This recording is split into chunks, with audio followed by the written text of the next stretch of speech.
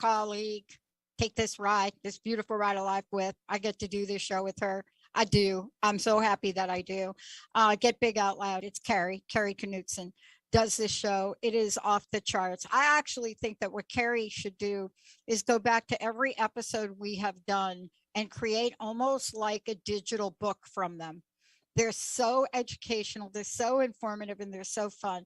I was actually went back because we're doing some upgrades to our YouTube, and I'm looking at all the shows that people have done. And out of all the shows I've done, there are a couple that float to the top where I'm smiling most of the time, and then we're laughing about some ridiculous benign thing that has nothing to do with the episode per se. But this is what I love. It is a more than powerful conversation. Today, it's about building resilience during difficult times. I'm so looking forward to this show with Kari, because one of the things that, we do is we do have fun, but we also look at ourselves and we kind of have a little fun at ourselves sometimes. I know today I got a little fun things about myself, that I got to talk about. But we've got a great show. This is for you all out there. Kari is more than the show. And you're going to be really cool when she gets back out there and does her one woman show, right? But she is a speaker, Get Big Out Loud. She is somebody that's consulting, she's counseling, she lives what she talks about, but she's also an emotional intelligence expert. And what that means is what we need now. It's known as EQ. And during the acceptance speech last night at the Critics' Choice Awards, Betty, I don't know if you can get Halle Berry's acceptance speech that we can play during the break.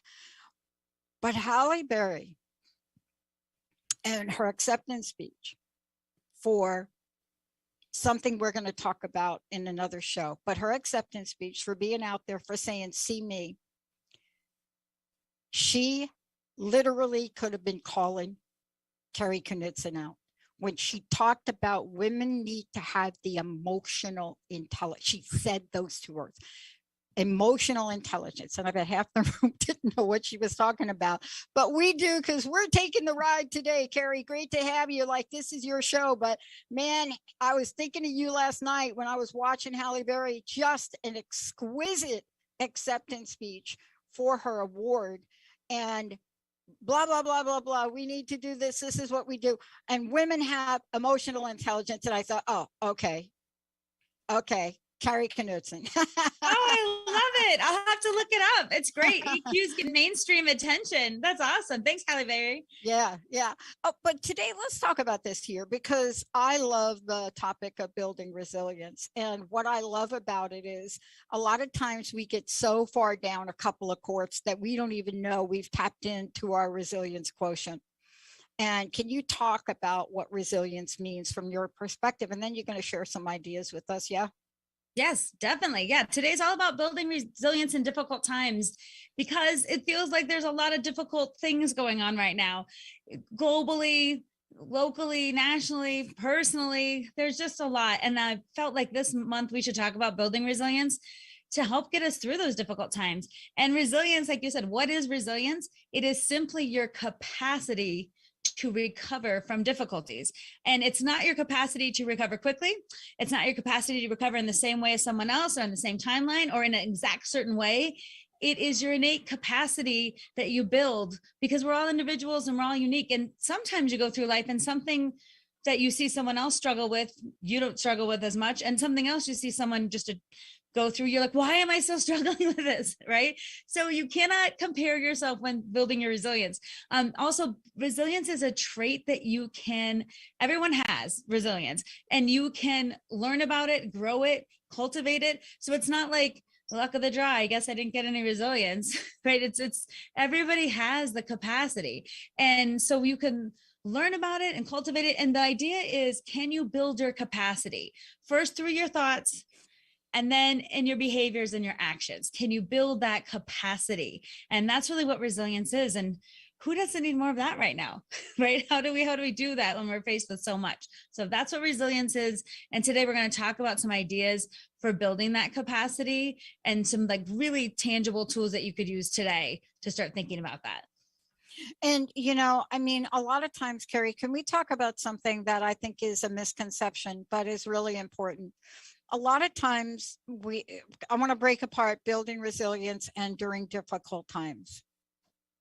One of the hardest things and for us to recognize today is that there has been, I'm getting all choked up. I haven't even said it yet. There has been a process that has been going on. And I listen to a lot of spiritual things, but I listen to a couple of really, like positive spiritual people. One of them is a husband and wife team, and he's never wavered.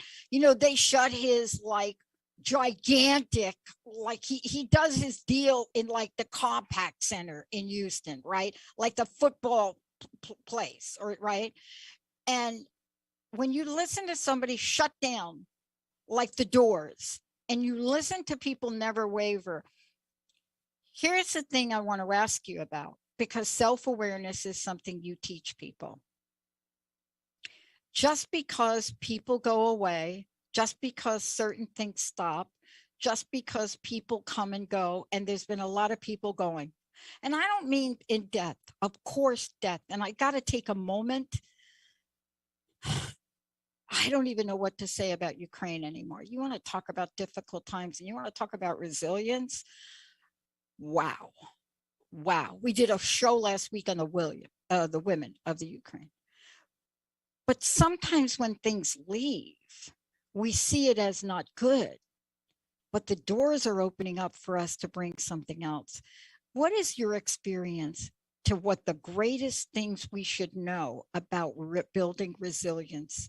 What should we know? What are your top ideas? Well, the first one is the idea about self-awareness is the cornerstone for anything. And like the idea of wisdom, how we know ourselves and how we become self-aware. It's not just like saying, I want to be aware. It creates you have to have some intentionality and some consciousness to what you're doing. And what happens is, in the face of trying to build our capacity to manage things, sometimes what we do is we're so much on autopilot that we don't think about what input is coming in and how it's affecting us. So specifically, like when you think about the news, and right now, it's when you look at the Ukraine, and I feel like you could see the war on your phone, on your tablet, on your computer, on your TV. You can get updates by the minute. It is right here. And it's so devastating to see that. And it's heartbreaking. Yeah. And so if you are constantly checking and looking at the news, you don't realize what happens is you're triggering your brain for that anxiety state and the what's next state and am I safe state. And also I'm so sad state. It's all those triggers that happen to us. And our brain kind of gets hooked on those things. So we get hooked on feeling anxious all the time. We get hooked on being overwhelmed. We get hooked on feeling depressed about it. And while it still exists in that place, you have to say to yourself, this is true. And at the same time, how much can I take in at any given time? And is me setting some boundaries around my self-awareness actually going to be helpful for me to build my capacity to be resilient? Do I need to be triggered all day long and hooked to those feelings? Or if I use my self-awareness to say, I really want to be informed about what's going on, so I'm going to make a conscious decision when and how I check the news, and be in a headspace to do that in a way that isn't constant. And just because we have access to constant news and information doesn't mean we should take that access. And that's a huge thing for people right now as part of building your self-awareness. That is really important to build resiliency, because being on autopilot, being constantly triggered, and it almost is like the phone is there, so you check it, and the feed is there, and there's always something new. And it's that little hit that your brain gets of like, what's new? What did I miss? What's happening now? And you have to be able to limit that access, because your brain just cannot handle it. And so that's a part of a conscious way of thinking. How am I taking in my news or social media information? When am I doing that? A lot of times too, it's hard to build resilience when you're exhausted. And just feeling tired is this, it's, and people can take it for granted, but have you ever had like been going through something tough and then you finally get a good night's sleep and you wake up and you're like, okay, Yeah. all right, I can handle this. Yeah. Right? Like Yeah. sleep Yeah. is huge in terms of that. And if you're going to bed at night and you're watching the news or scrolling into the last minute, your eyes are closed and your brain's still processing that, or you're not sleeping well or thinking about, okay, what's my sleep routine? How do Yeah. I prepare my brain to shut down at night and process things? So that's a huge thing too. How do Mhm. you sleep and let yourself do that without, again, having the triggers from the day go with you into the night? It's so interesting we're talking about this because I just went through this experience myself over the weekend. And, I don't think about what you just said, and I need to. Well, there it No, is. there's no mistake. Success. No mistake. But, I knew we were doing this show and I must have subconsciously really done some reprogramming for myself. I went out and I was playing on Saturday and I'm good to go for like 6 hours. I really am. And I couldn't. And I don't know if it was the reaction to playing without the mask, because that was a thing here in our state. We got like the masks removed. Mm-hmm. You don't have to, but that thing happened. Mm-hmm. But I found myself Howard's 85.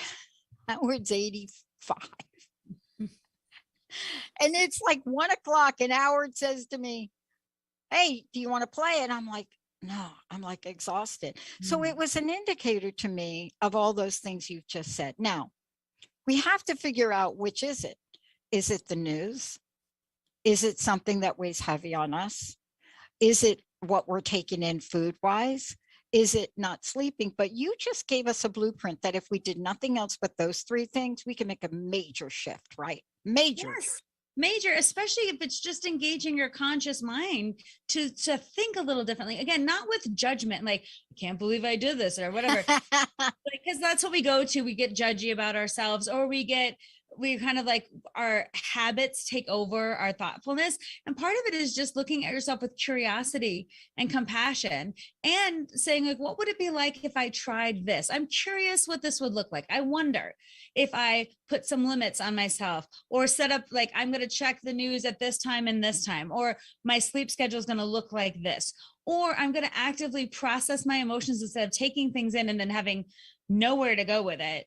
I'm going to figure out how to process them. And that's another thing I want to talk about is that kind of next step. But for the first level, it's just bringing consciousness to how you're living your life, how you're taking in information when you feel tired. And you don't have the capacity. You could feel physically tired.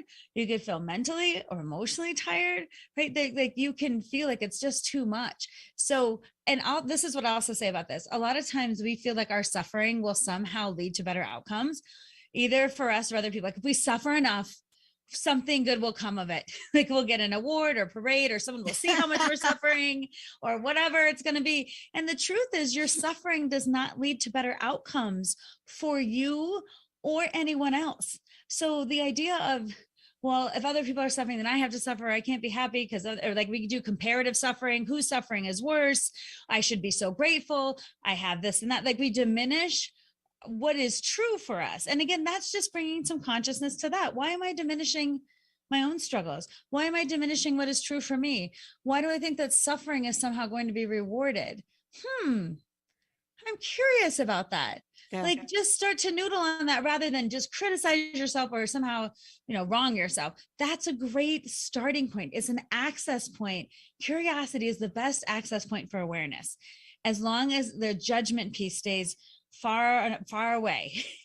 Yeah. That's a good start.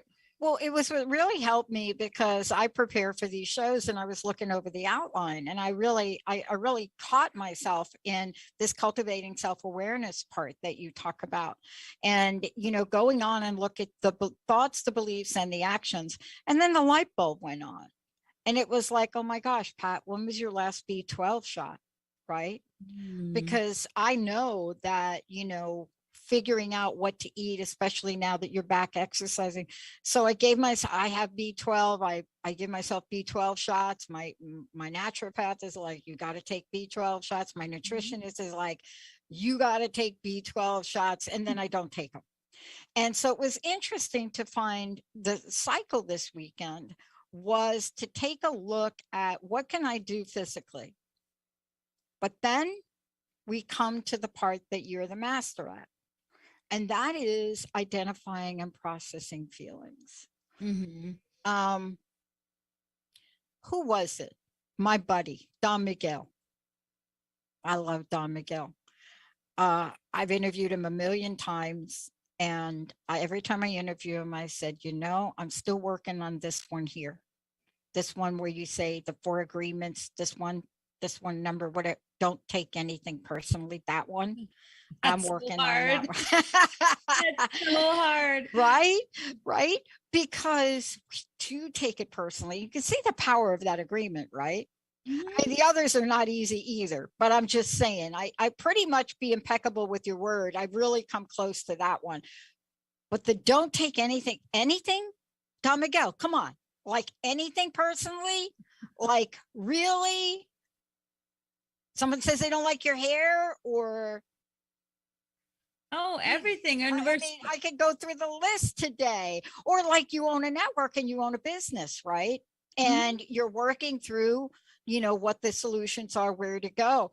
We take losing a host very personally. And it's not even that. We know our intention is to bring excellent people through here, but most of them then rise up and then they move on. They get television gigs. They get this gig. They get jobs at centers and all of that. But it's like, my heart hurts. How do we get around that identifying processing feelings? Because my mom used to say, I'm sorry, I got to say it. Can I say this and then you can correct me? Sure. My mama used to say, girls, I got to tell you, she's from the South. She said, I'm going to tell you girls, I'm going to tell you a little bit about feelings. And it was at the time that Feeling song came out, I think. I don't even know. But she used to look at us girls and she'd say, girls, feelings turn to fat. And what? And for years, we didn't know what she was saying because her Southern drawl was, we thought maybe she was saying like feelings are all that, right? And then later on, after my dad passed away, she was saying feelings turn to fat. And I said to her, Mom, why did you say that? What did she say? She said, I got to paraphrase because I don't have the power of her tongue. I mean, you had to hear her, but she said, look, when you hold on to a feeling and you hold on to it and you hold on to it and you hold on to it, before you know it, you're not holding on to it anymore. It's holding on to you. And she said, my mama, your grandmama used to say feelings turn to fat.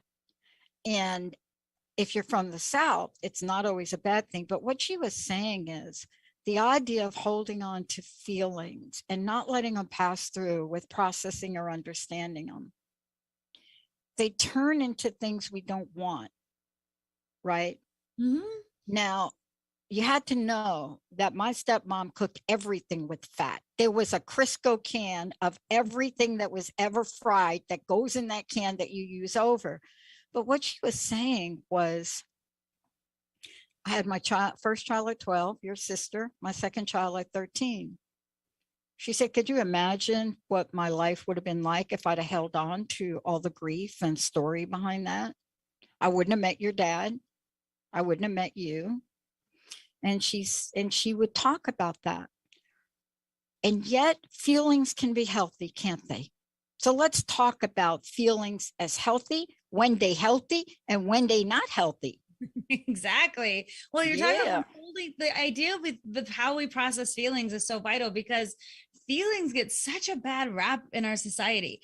We're not supposed to have them really. We're supposed to be good, fine, or okay or busy. Like those are the kind of the level that we're allowed to have. And if you do express yourself, like let's say you're a person that cries or gets angry or frustrated, you're supposed to keep that back because we're trying to find a good socially acceptable way of expressing ourselves, but it's kind of just become very neutral. And what I find is that if you have a feeling and then you don't express it, it does block things up. You do get stressed out. And feelings, to me, I call it like holding water. You cannot hold water for very long in the same way. And if you think about how feelings are supposed to come and go, they're simply indicators of our internal compass. Like, did something happen that was frustrating? Oh, I'm frustrated. Did something happen that was sad? Oh, I'm feeling sad. It's like, oh, I'm working. Did something happen that was joyful and I feel joyful? Great. Like your internal compass is working when you have those feelings. But what happens is a lot of times we shut it down because I shouldn't feel this way. This is a scary feeling or a bad feeling. Or we do that, or we really limit ourselves. So we say, I'm mad. I'm just mad. But really, you're infuriated, you're overwhelmed, you're frustrated, you're rageful, whatever. Like, we need to find some better words to actually describe bad, sad, mad, busy, happy. Like, that's really limiting to the scope of what we feel. And sometimes if you really search, what do I actually feel? Am I more overwhelmed or frustrated? That's different than mad, right? And if I'm sad, am I feeling just heartbroken? Is it just heartbreaking, or is it more melancholy, or is it bittersweet? Is it that kind of sadness, or is it a feeling of exasperation? Like, I just don't know what to do now, right? Yeah. And so when you can put really tangible words to the feelings, it helps so much because your body, it almost recognizes like that's how I feel. And I just want to give you a quick example of something. Yeah, please. So two things that recently happened. One, I was talking to my daughter and I said, Claire, why are you so angry right now? She was angry about something. She goes, Mom, I'm not angry. I'm frustrated. No, I'm jealous. That's what she said. And it was funny for the moment because she's like, I'm not angry. I'm frustrated. No, actually jealous. And it was so interesting because when she said jealous, I said, oh, talk to me about jealous. Instead of saying, you don't be jealous of your sister. Don't do this. Because sometimes when people say that, the first thing we say is, don't be that way. Yeah. Don't do that. You shouldn't feel that way. And what that again does, it just diminishes the person because we know how we feel. It's like someone saying when you're upset, if someone says, oh, just calm down. Just calm down. You're overreacting. In the history of time, no one has said, oh, thank you. Yeah. That really helps me reflect. I'll just calm down. You know what it does? It just amps people up because don't you dare tell me how I feel. Right? Don't you tell me to calm down. Right? So we have that push pull of our feelings. And so when my daughter said that, that was a big deal. And then I was talking to a friend of mine and I said, I just feel sad about what happened. This was with a mutual friend of ours. And she said, it sounds like you're actually more disappointed. It's not how you thought it was going to be. And I'm like, oh, that's it. That's it. I'm actually disappointed. And then that helped me reframe. And then I could work through the feelings. And then but getting the word can be so helpful to letting your mind and body know, oh, that's how I feel, without judgment or criticism of I should or shouldn't feel this way, or I'm overreacting, or I'm being too emotional. All the things we tend, to say to people to minimize it. Because what happens is then we block the flow and then we put it somewhere. And a lot of times we put our emotions right in our bodies. So when you feel like, we can all, if you get. That's what my mama was saying though. Yeah. That you just explained. I couldn't get it out what she was saying, but that is what she was saying when she said feelings are fact. You know what she was saying very scientifically, not knowing you, she was saying like, you know how you could eat some stuff and they just turn into fat, no matter what you do. But you're right. We now know that my mama was pretty smart. And like my grandmama, like with her outhouse and the whole potbelly stove, grandmama, what they were saying, it sticks to you. And after time, you become it. There's so much we learn. I want to talk to you about this when we come back, because it's the next part of what you do and what you're teaching us today. And, it is when you identify those feelings, those processes, then how do we move beyond that And how do we then take meaningful action?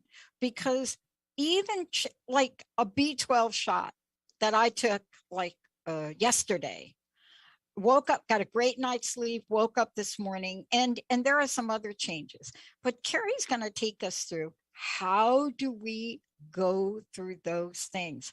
How do we hold things in our consciousness? How do we work through what most people might call a disappointment, might call a loss? And I got to tell you, I have done a show a couple times now, maybe not in this time spot, talking about my life a little bit. Mhm. And when I talk about it, I share about a little airplane story, like a being on a plane with, people. And they always ask you, like, what do you do? Where are you from? And you start to talk. And I remember saying to one guy when he asked me a question, and I just said, yeah, I had a rough life, but I'm living great now. And he said, well, what's rough to you? And I remember out of my mouth was, well, I was born a little bit off. Some people call it spectrum. I cried for 2.5 years because nobody could figure it out back then. I was sent to Catholic boarding school at a very young age and got beat every night. My mom committed suicide when I'm there. I'm homeless at 17. And at 19, I get arrested for something I didn't do. And I said, you know what? I'll tell you, I wouldn't trade any of that because I learned so much about it. I said, when you're homeless and you have to fend for yourself, boy, you learn a lot about responsibility. And I was like upbeat about it. And the guy looked at me and said, that story can't be true. Now I had to sit on the plane with this guy for 6 hours. Hello. I looked to change my seat. And he said, and I looked at him, I said, what do you mean?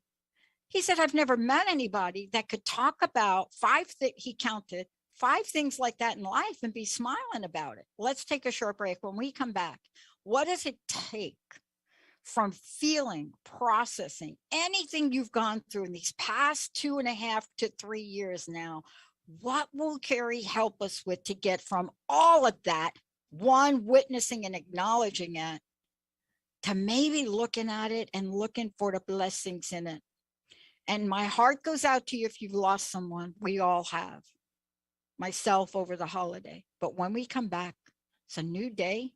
It's a new capital R for resilience. And Kari Knudsen is in the house. We'll be right back. All clear? Thank you. God, Dr. Pat, you're so good at the buildup. Wow. But see, you gotta like I haven't always been like that. I mean, my life has been, I can look back at that now. I wrote an article once that it said I learned everything I ever need to know about business being homeless in New York City. I learned how to beg for money.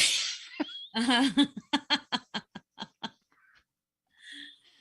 learned about customer service from a hot dog cart, right? Especially, I told this story before. I was spilling mustard on Luigi's. They had to be $1,000 Italian shoes, like that mustard. Oh my God. That was my first day on the job. That was your first day on the job? First day. Yeah.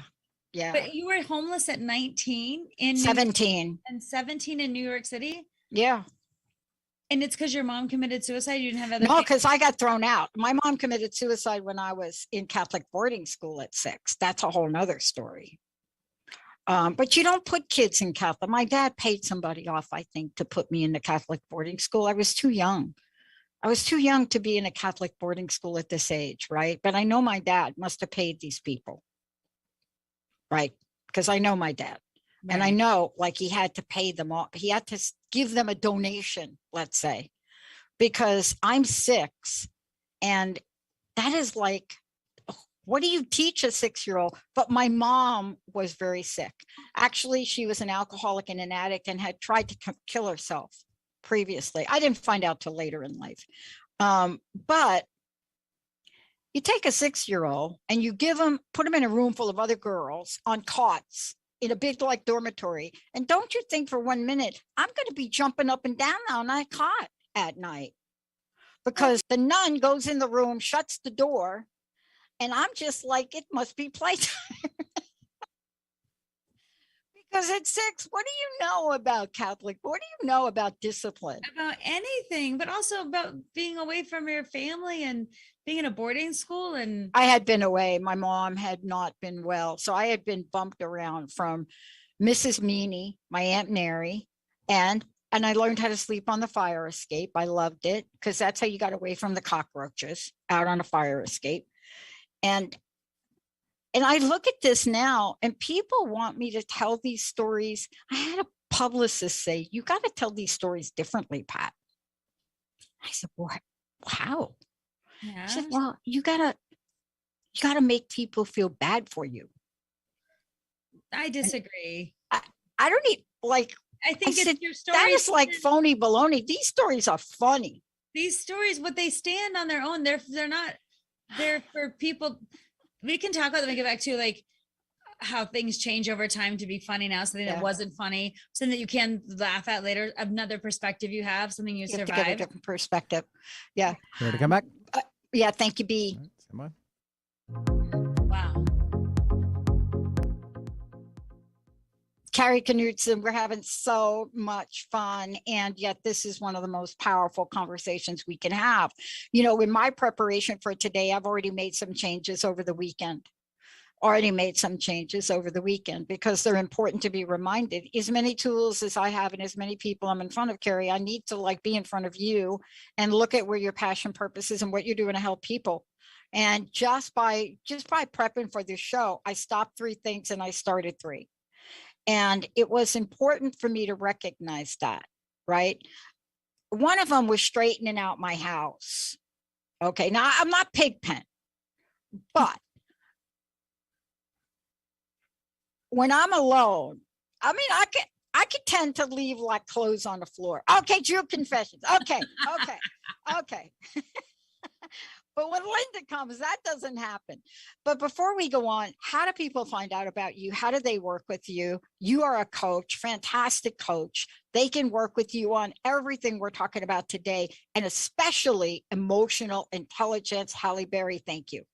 Right. Halle Berry, she'll be the new queen.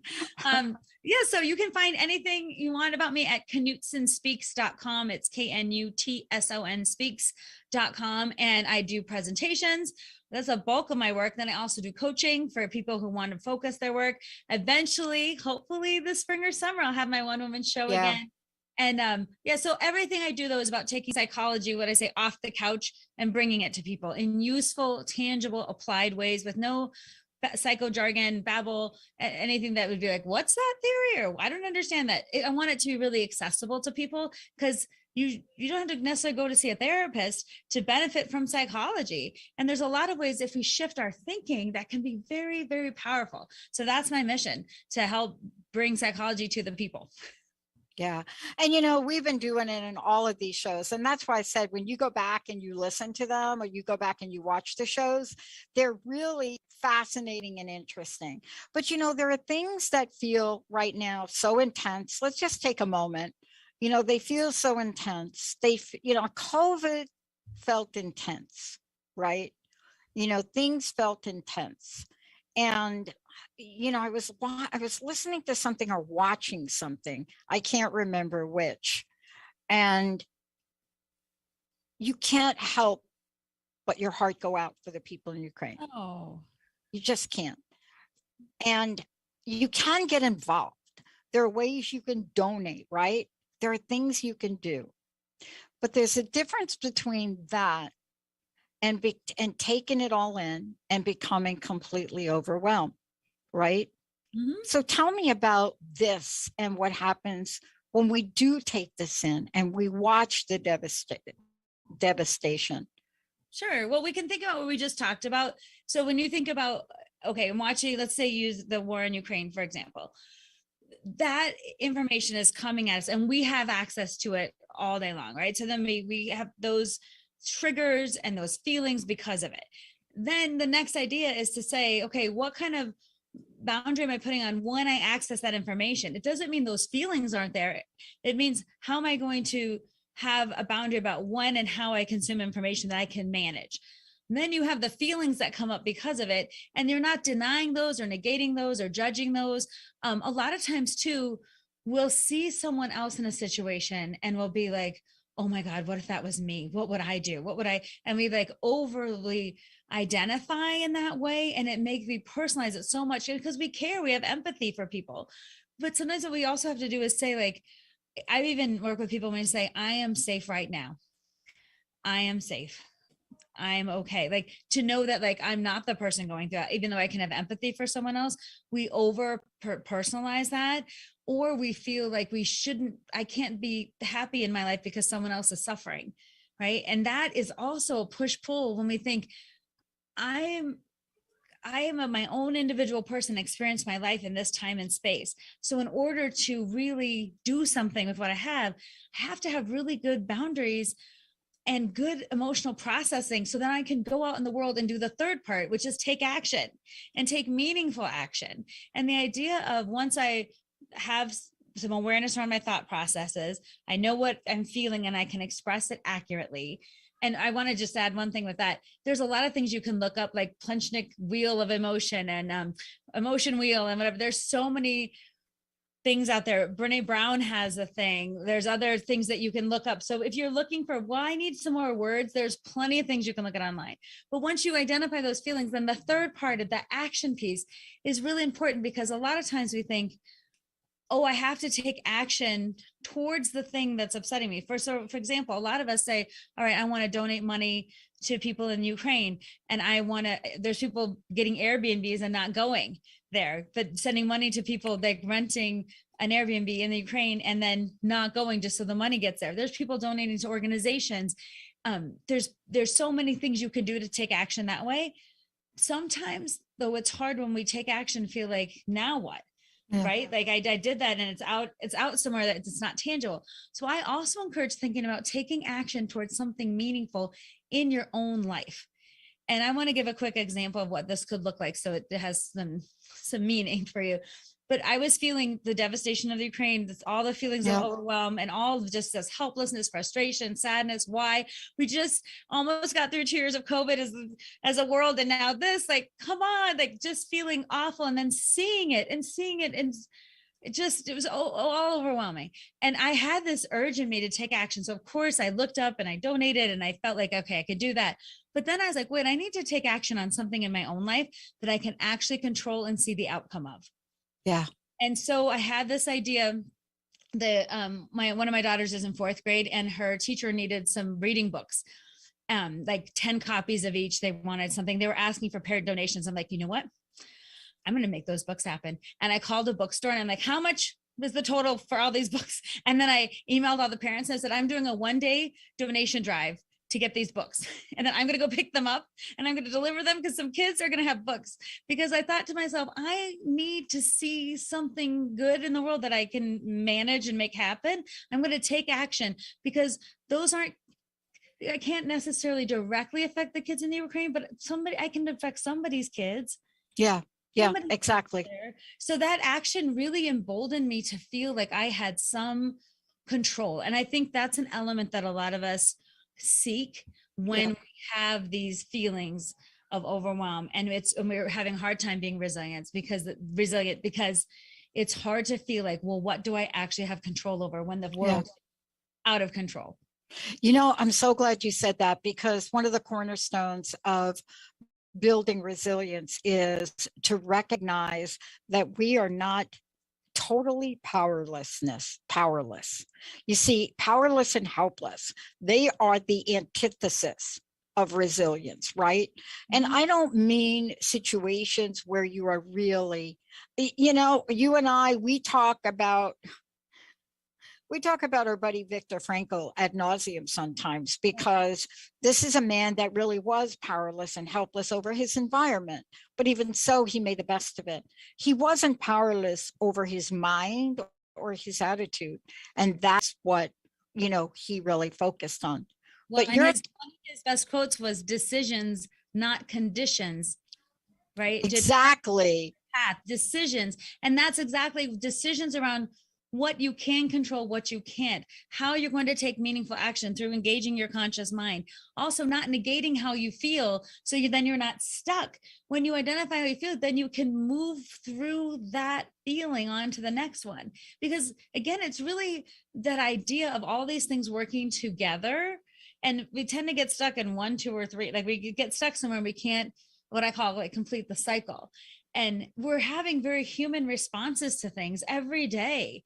And the thing is, when we do this comparative, well, at least I'm not this, or at least I'm that, we lose the beauty of our own stories. Yeah. Because we've all gone through things that are beautiful and amazing, and things that are horrible, hard, and awful. And those things make up who we are.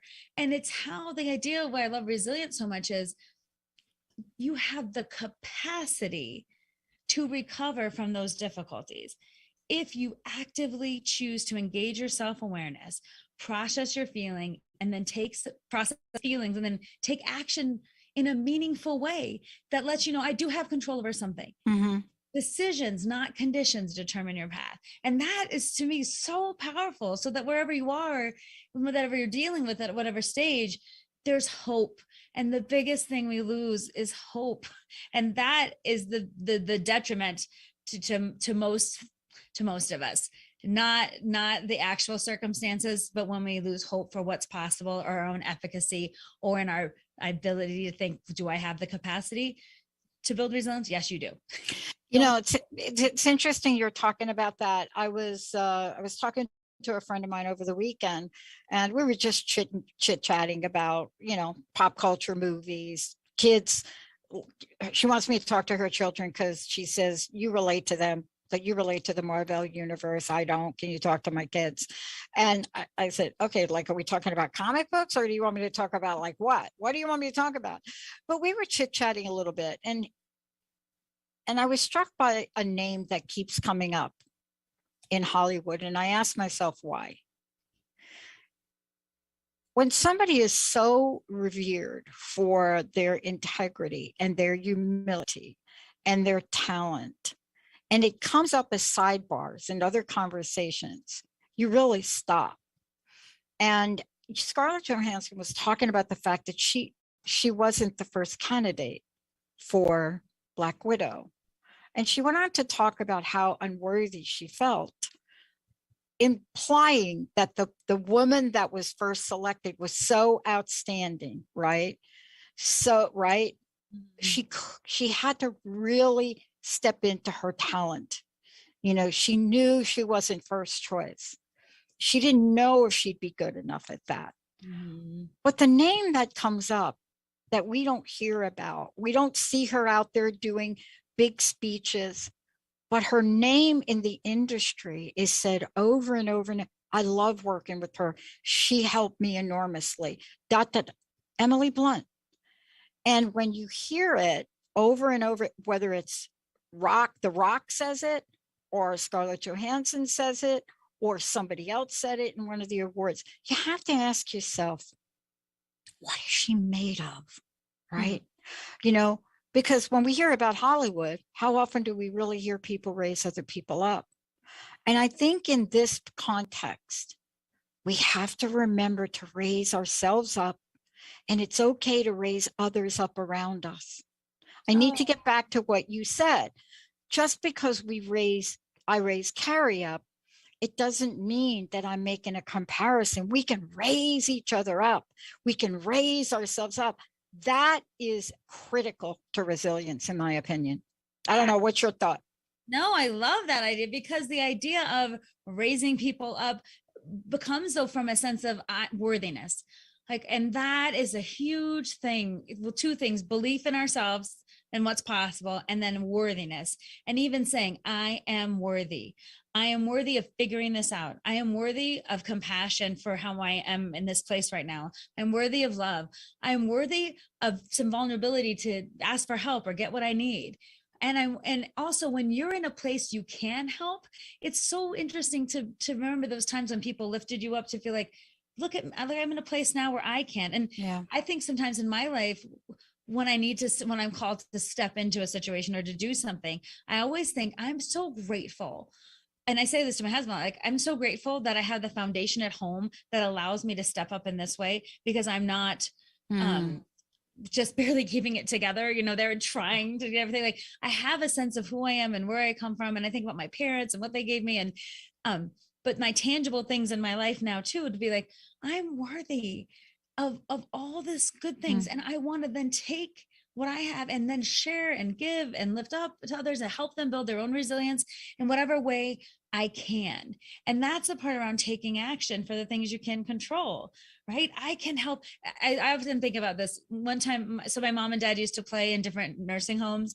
My dad's a pianist and my mom wanted to be a singer. She tried. And I said, does it ever make you miss your own parents? When you go there, do you miss, because they're not here in Colorado, they're in Wisconsin and Ohio. And my dad says, well, that's someone's parent. That's someone's parent right there. Like, I miss my parents, but I'm serving someone else's parent right there. Mm. And that's like when I thought about, I can't help all the kids in the Ukraine right now, but I can help these kids, right? And I can't help everybody, but can I help this person? And I can't show up every day ready to engage, but I can show up today. So I might as well do it 100% because I can do it. So I should in this moment, right? And that's taking the opportunity to really step in to what's possible for us, recognizing that it doesn't have to be perfect to be really, really good. And you don't have to be perfect to be good. And also the idea of you better be fine, good, happy, okay, or busy. And if you have anything else, something's wrong with you. I'd rather say, like, look at how complex you are. Look at all the things you can feel and process in a day, and look at in the scope of your life. Like you were saying, Dr. Pat, something that's tragic in this moment, you can actually laugh about over here with time, distance, perspective, safety, processing, understanding. You can say, yep, that's my life. And it's okay. And I don't need to embellish it or dramatize it, just what is. And I'm okay. And Yeah. here's how I got there. Right. So I think your story is beautiful in a way too, because you can see the journey part of it. Yeah. And I love it. I mean, you think about this. I have a friend that got so infatuated in love with Julia Childs, right? The chef, the who brought a whole new perspective. And I said to her one day, a bunch of years ago, I said to her, because the movie had just come out, and I'd said, tell me about Julia, because both of us would watch the television show. I just wouldn't miss any of it. And back then you couldn't do on demand, right? Uh-huh. And I said, what was it for you about her? And here's where we both agreed. She said, to look at her, you wouldn't know she was a phenomenal chef, because she came across as a regular woman in the kitchen, picking up the chicken by its butt and I mean, right? Right. And she said she was relatable. She really touched all of us that are here in the kitchens every day doing what we do, but begged us to step forward because we had the capacity to do more.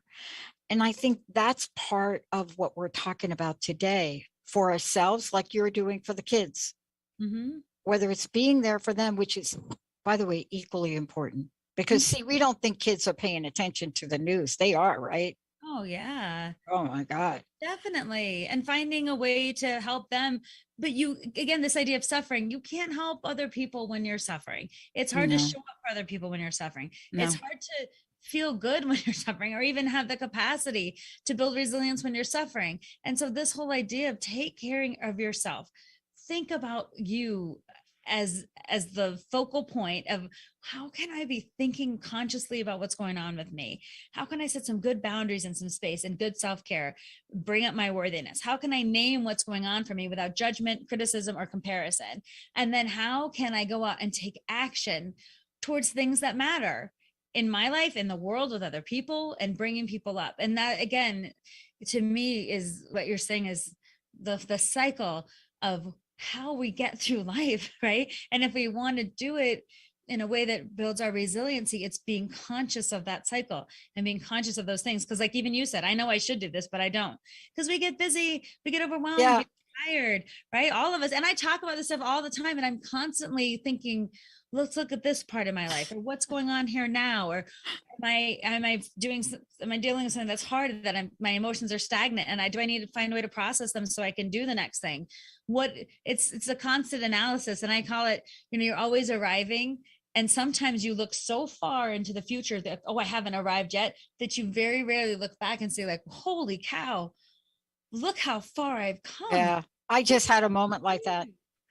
Yeah, I had a moment like that. I also had the moment where I recognized that there's really a whole frontier in short term of a lot of things to do, but we don't take time to look back. We don't take time to acknowledge. Mhm.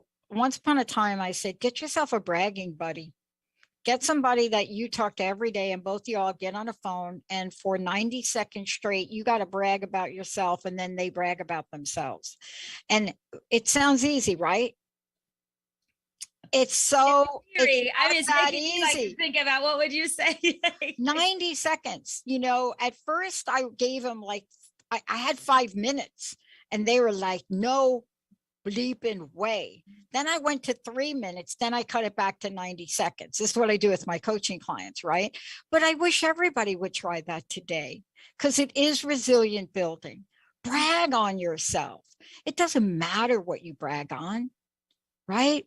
No, and it helps you see what you've done. Like, I think part of building resilience is, oh, look what I've done in the past. Look what I've overcome. It helps you feel that strength.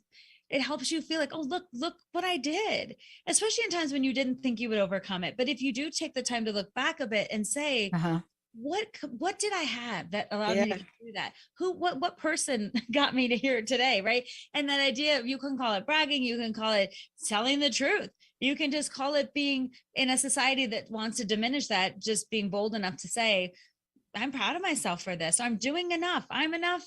This is enough. Or I'm proud of this regardless of if anyone's applauding you or not, right? Sometimes I feel like, why don't I have a parade or a hot air balloon or like shopping? Like, what is it? But there's a lot of things that if you look and you're like, I'm proud, and it's enough that it's in here. It's enough. And you know what? Ain't nothing stopping you and me from buying our own balloons. Hello, right there.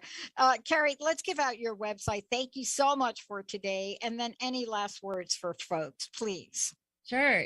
You can find me at knutsonspeaks.com or on any social media at Knutson Speaks. And I'm putting up some new exciting training programs and speaking things. So I'm getting all started with that, which is exciting. And I feel like all of my topics have expanded from emotional intelligence to now 20 different topics, because people have said, can you talk about this? How does it relate to this? Let's go deeper with this.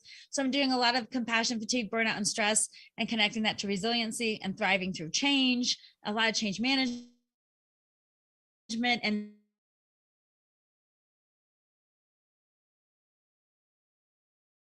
then how do we, a lot of times when we feel overwhelmed, then we just kind of feel overwhelmed and keep that. Sometimes it's good if you can take a step back and be like, I am overwhelmed about this situation. This thing feels scary. And at the same time, I do have control over this, and this. And I'm going to take care of myself today in this way, because my suffering does not lead to